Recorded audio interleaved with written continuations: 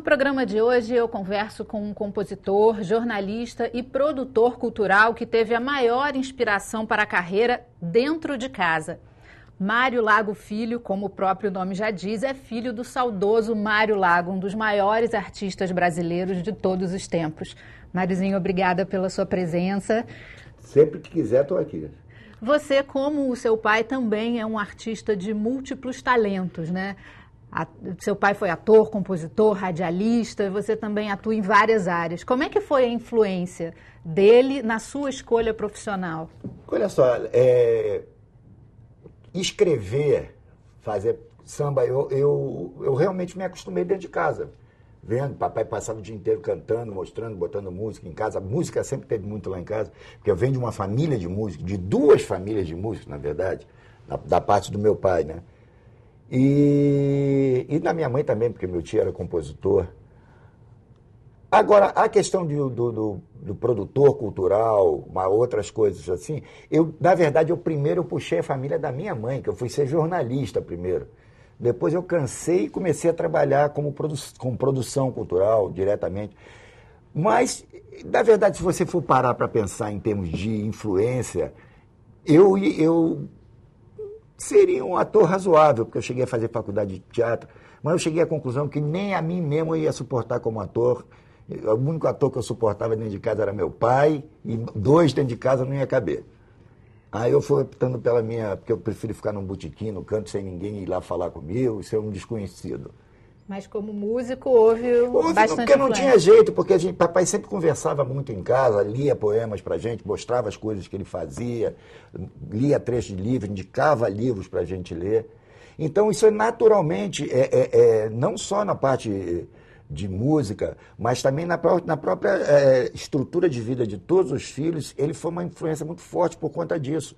Porque quando ele estava sempre lendo alguma coisa, o filho que passasse, ele vem cá ver, olha que coisa bonita isso aqui, que eu estou lendo de Antônio Aleixo, fui soldado, fui polícia, fui soldado, vivi fora da nação, vendo o jogo, guardo gado, só me falta ser ladrão, olha que beleza, vou fazer um negócio em cima disso. Aí ia lá e fazia. Esse negócio de poesia mesmo lá em casa já pegava mal, porque eu aos 13 anos, garotinho de 13 anos, que não tinha nem barba na cara, eu fiz uma quadra que foi um escândalo dentro da minha família, que era todo mundo muito conservador, muito puritano, e eu fiz esta quadra.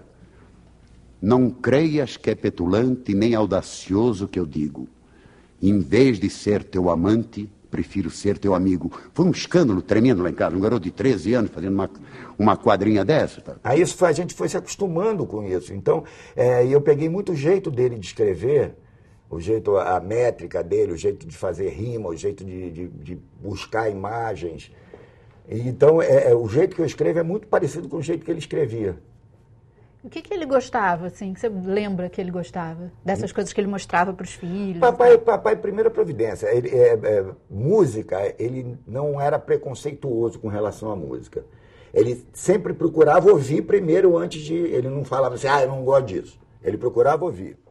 E com relação à literatura, à poesia, aí ele era um pouquinho preguiçoso, vou dizer assim. Ele tinha uma coleção de livros enorme em casa, que ele ainda não tinha lido todos, e ele ia lendo os que ele já tinha comprado para ler, que ele já tinha buscado para ler. E ele era muito, em termos de poesia, por exemplo, gostava de Fernando Pessoa, Vinícius de Moraes, Mário de Sá Carneiro, Cora Coralina, aí leu todo Jorge Amado, leu todo Josué Montello, ele era amigo daqueles caras da Academia Brasileira de Letras, ele era amigo de vários deles, inclusive, e alguns já até chamaram o papai para se candidatar. Ele disse, imagina se eu vou botar fardão para ir lá ficar tomando chá com você, Josué. Para com isso.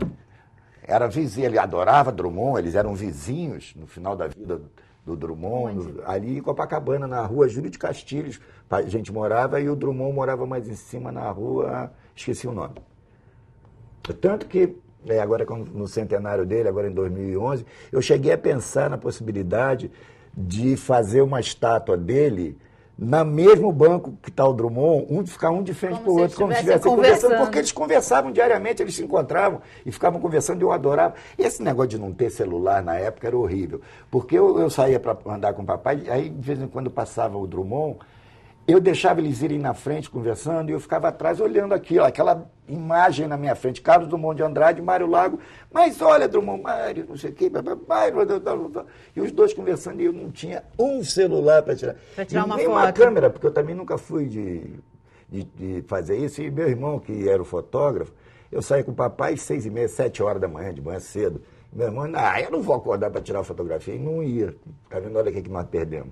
Vocês são 5 irmãos, é isso? 5 irmãos. E... Wanda, Graça, Nau, Cacalo e eu. Cacalo já morreu. 2 jornalistas, do outro era fotógrafo.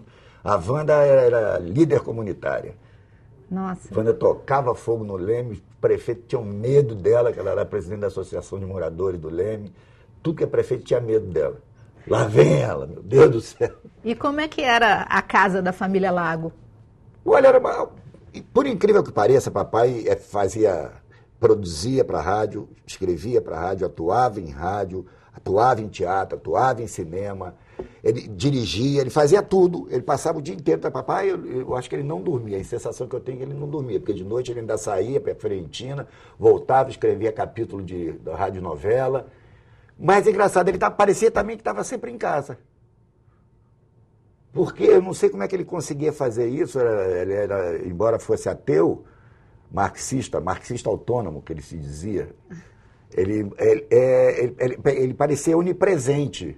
Ele estava sempre em casa conversando com os filhos, então lá em casa sempre foi um local de conversa. Foi um ambiente de muita conversa. O pai sentava, brincava com a gente, ouvia o que a gente tinha para dizer. Então, apesar de ter um trabalho vasto, não era ausente, era de jeito presente. Nenhum, pelo contrário, queria sempre saber o que estava acontecendo com os filhos, contando o que estava acontecendo com ele, não era daquele chegar, não, estou trabalhando, não, ele sentava, contava o que estava. E aí, de vez em quando, carregava um monte de gente lá para casa, Calbi Peixoto, Ângela Maria, Conjunto Farroupilha, Lúcio Alves, tal. Aí eu acordava, eu ia dormir cedo, garoto ainda, 8, 9 anos, eu ia dormir 9 horas da noite. Acordava 1 hora da manhã com aqueles chatos cantando lá na sala, me acordando, Calbi Peixoto. Imagina, eu achava aquilo chato, porque estava me acordando. E era o quê? Cantorias? E ninguém gravou aquilo.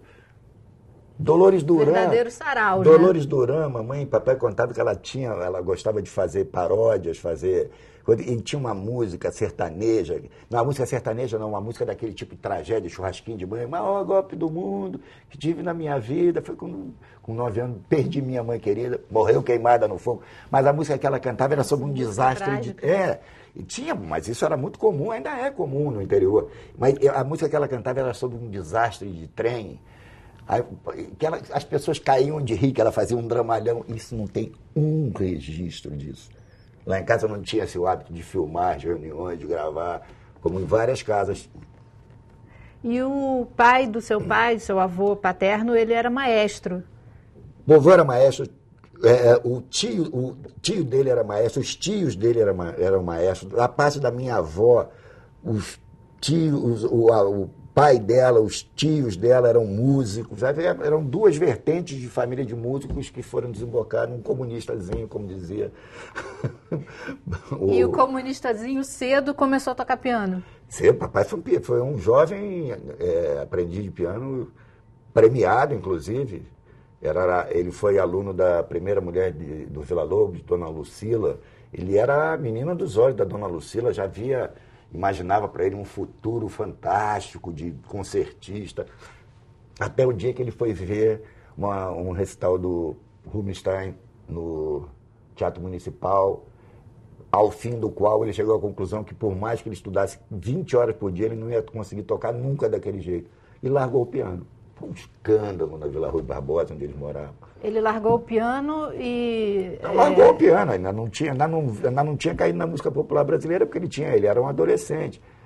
Mas ele falou, nunca mais, eu vou abdicar da minha vida para passar 15 horas estudando piano e não vou tocar igual esse homem.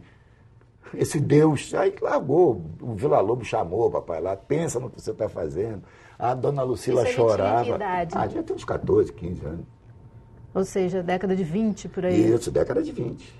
E nesses saraus na casa de vocês, ele tocava alguma coisa? Não, isso aí é, pessoal, o Lúcio Alves muitas vezes estava com violão, ou então era cantoria, as pessoas, é porque eles saíam, se encontravam à noite, e lá em casa sempre foi muito aconchegante. Lá em casa as portas não ficavam trancadas, não tinham chave, você abria e entrava.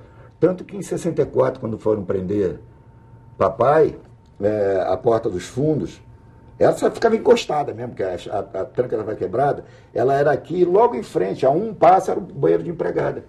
Aí os homens fizeram a força como se fosse arrombar a porta, só que a porta estava encostada e eles caíram direto dentro do banheiro. Foi uma cena ridícula, os caras indo prender e caindo dentro do banheiro por cima do vaso sanitário. A senhora não tem medo que bandidos invadam a sua casa? Você até hoje não tinha invadido. Ótima a mãe resposta. Era desaforada. Como é que era a sua mãe? Mamãe era uma pessoa absolutamente mãe galinha, daquela que os filhos pintos embaixo da asa. Sempre. Ai de quem mexesse com o filho dela, igual uma vez na praia, eu estava soltando pipa, aí o garoto veio e cortou minha pipa. Mamãe foi lá, me devolve, eu falei, não, pipa no ar não tem dono, e não tem mesmo. Ela assim, não, a dele tem. Foi lá e tomou a pipa do garoto. Mas era ultra carinhosa, ultra atenciosa. Tinha uma vitalidade que eu não entendo. A mamãe acordava às 5h30, 6 horas da manhã, cuidava dos filhos, cuidava da casa, fazia coisa. E de noite saía com o papai. Companheira. Ia para a noite, ficava bebendo. Ela gostava de tomar um Campari, ia para os restaurantes portugueses que eles gostavam de frequentar, ou para a Fiorentina.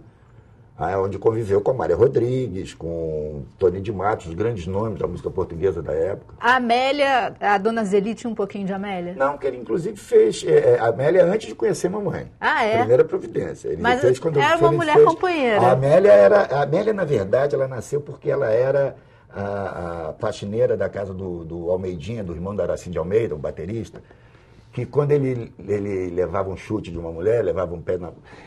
Ele ficava todo, ai meu Deus, a mulher me largou. Não é que nem a Amélia que era uma mulher que lava, passa, cozinha. Aí ficavam brincando com isso até que saiu a música. Ai meu Deus, que saudade da Amélia. Aquilo sim é que era mulher. Às vezes passava fome a meu lado e achava bonito não ter o que comer. Quando me via contrariado, dizia, meu filho, que se há de fazer? Amélia não tinha a menor vaidade. A Amélia que era mulher de verdade. A música mais conhecida de papai é Aurora. É Aurora. Se você fosse sincera, oh, Aurora, veja só que bom que era, oh, Aurora. A gente vai para um breve intervalo agora, voltamos já já.